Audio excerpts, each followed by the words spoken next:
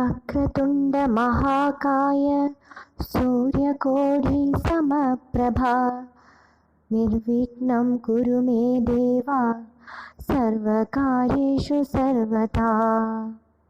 गुरुर्ब्रह्मा गुरुर्विष्णु गुरुर्देवो महेश्वरः गुरुः साक्षात् परब्रह्म തസ്മൈ ശ്രീ. ഓം ശ്രീ ഗുരുഭ്യോ നമ. SMECT-KP അസ്ട്രോ സെൻറ്റർ നിങ്ങളേവരെയും സ്വാഗതം ചെയ്യുന്നു. നിങ്ങൾക്കും നിങ്ങളുടെ കുടുംബാംഗങ്ങൾക്കും സർവ്വ ഐശ്വര്യങ്ങളും ഉണ്ടാവട്ടെ എന്ന് പ്രാർത്ഥിക്കുന്നു. ഇന്നത്തെ നമ്മുടെ വിഷയം രാഹുകേതുക്കളുടെ രാശിമാറ്റത്തെക്കുറിച്ചാണ്. അതിനു മുമ്പ് ഈ ചാനൽ ആദ്യമായി കാണുന്നവരാണെങ്കിൽ ചാനൽ ഒന്ന് സബ്സ്ക്രൈബ് ചെയ്യുക. പിന്നെ ജ്യോതിഷ സംബന്ധമായിട്ടുള്ള എല്ലാ ആവശ്യങ്ങൾക്കും ജ്യോതിഷ കൺസൾട്ടേഷനും ഒക്കെ SMECT-KP അസ്ട്രോ സെൻറ്ററുമായിട്ട് ബന്ധപ്പെടാവുന്നതാണ്. ഇനി നമുക്ക് വിഷയത്തിലേക്ക് കടക്കാം.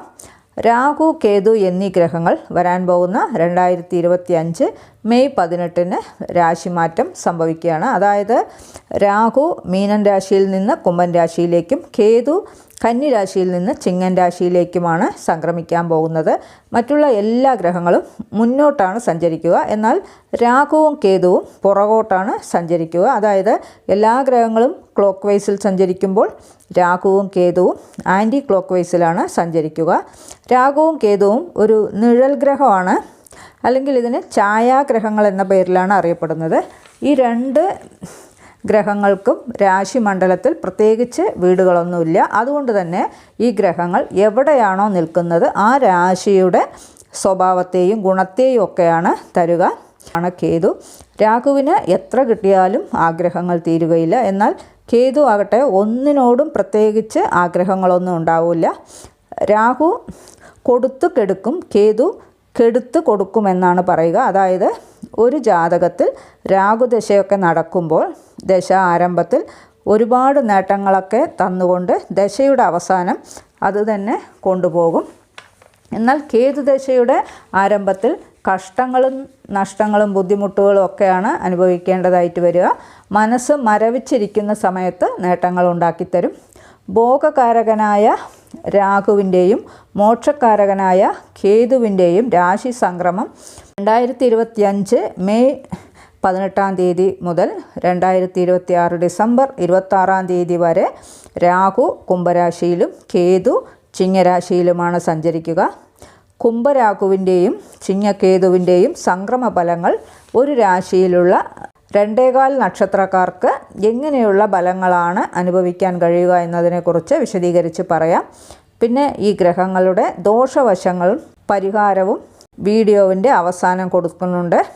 മേടൻ രാശിയിലുള്ള അശ്വതി, ഭരണി, കാർത്തികയുടെ 1-ാം പാദം ഈ നക്ഷത്രങ്ങളിൽ ജനിച്ചവർക്കും മേടലഗ്നത്തിൽ ജനിച്ചവർക്കും രാഹുവിൻ്റെ ലാഭസ്ഥാനസ്ഥിതി മേടരാശിക്കാർക്ക് ആഗ്രഹ പൂർത്തീകരണമൊക്കെ ഉണ്ടാകും. ഇവർ ആഗ്രഹിക്കുന്ന കാര്യങ്ങൾ മറ്റുള്ളവരെ അതിശയിപ്പിക്കുന്ന വിധത്തിലൊക്കെ വളരെ വലുതായി കാണിക്കും. മറ്റുള്ളവർക്ക് ചിന്തിക്കാൻ കഴിയാത്ത വിധത്തിലുള്ള വലിയ വലിയ കാര്യങ്ങളൊക്കെ നിറവേറ്റിയെടുക്കും.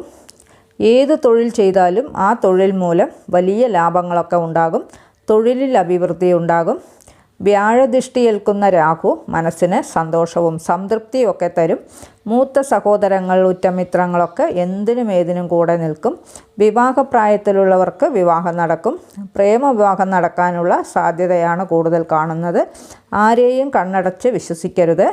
പിതാവിൻ്റെയും പിതൃകുടുംബത്തിലുള്ളവരുടെയും എല്ലാവിധ സഹായ സഹകരണങ്ങളും ലഭിക്കും. സ്വന്തമായി ബിസിനസ്സൊക്കെ ചെയ്യുന്നവർക്ക് രാഹു ലാഭനേട്ടങ്ങൾ ഉണ്ടാക്കിത്തരും. പ്രവർത്തന മേഖലയിൽ ചെറിയ ചില തടസ്സങ്ങളും ഉണ്ടായ ശേഷം കാര്യങ്ങൾ നേരെയാകും.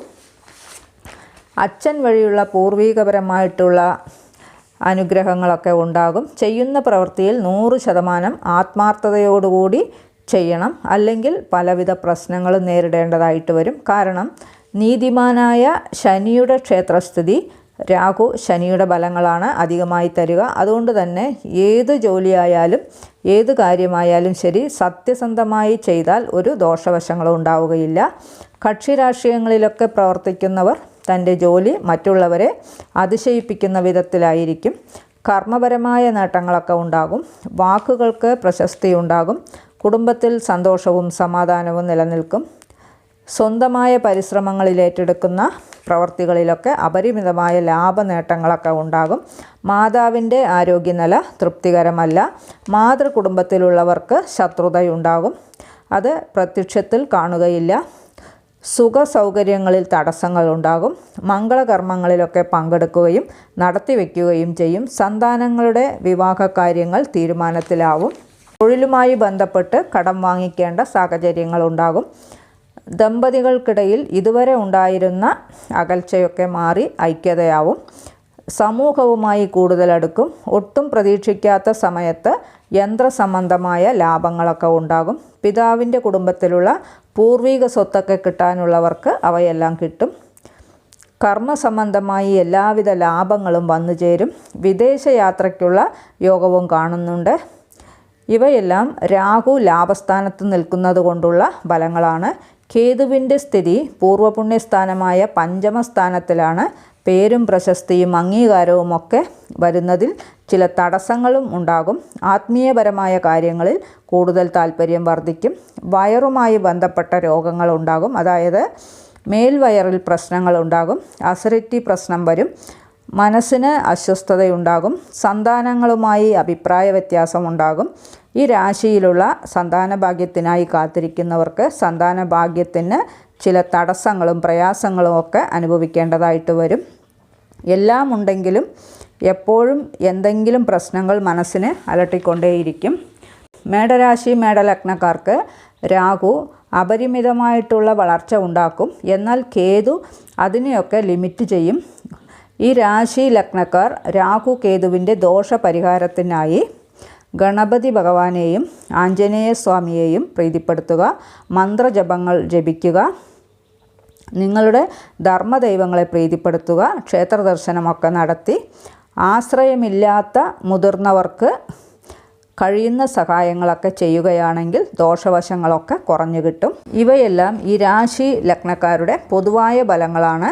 മുകളിൽ പറഞ്ഞ ഈ ശുഭഫലങ്ങളെല്ലാം നിങ്ങൾക്ക് നടക്കണമെങ്കിൽ നിങ്ങളുടെ ജനനകാല ജാതകത്തിലുള്ള ദശ അപകാരങ്ങൾ കൂടി ഈ ഫലങ്ങൾക്ക് അനുകൂലമായാൽ മാത്രമേ ഈ ഫലങ്ങൾ മുഴുവനായി നിങ്ങൾക്ക് അനുഭവിക്കാൻ കഴിയുകയുള്ളൂ. ഓരോരുത്തരുടെ ജാതകവും ഓരോ വിധത്തിലാണ് ഉണ്ടാവുക. 100 പേരുടെ ജാതകം എടുത്താൽ അത് 100 വിധത്തിലായിരിക്കും. നിങ്ങളുടെ ജനനകാല ജാതകത്തിലുള്ള ദശ അപകാരങ്ങൾ ചാരവശാലുള്ള ഈ ഗ്രഹങ്ങൾക്ക് അനുകൂലമായവർക്ക് ഈ ഫലങ്ങളെല്ലാം മുഴുവനായി അനുഭവപ്പെടും എന്നുള്ളത് പ്രത്യേകം ഓർമ്മപ്പെടുത്തുകയാണ്. ഈ ചാനൽ ഇതുവരെ സബ്സ്ക്രൈബ് ചെയ്യാത്തവരാണെങ്കിൽ ചാനലൊന്ന് സബ്സ്ക്രൈബ് ചെയ്യുക. പിന്നെ വീഡിയോ ഇഷ്ടപ്പെട്ടുവെങ്കിൽ ലൈക്ക് ചെയ്യുക. നിങ്ങളുടെ വേണ്ടപ്പെട്ടവർക്കും സുഹൃത്തുക്കൾക്കുമൊക്കെ ഷെയർ ചെയ്ത് കൊടുക്കുക. നിങ്ങളുടെ അഭിപ്രായം കമൻറ്റ് ബോക്സിൽ അറിയിക്കുക. വേറൊരു വിശേഷവുമായി നമുക്ക് വീണ്ടും കാണാം. നന്ദി, നമസ്കാരം.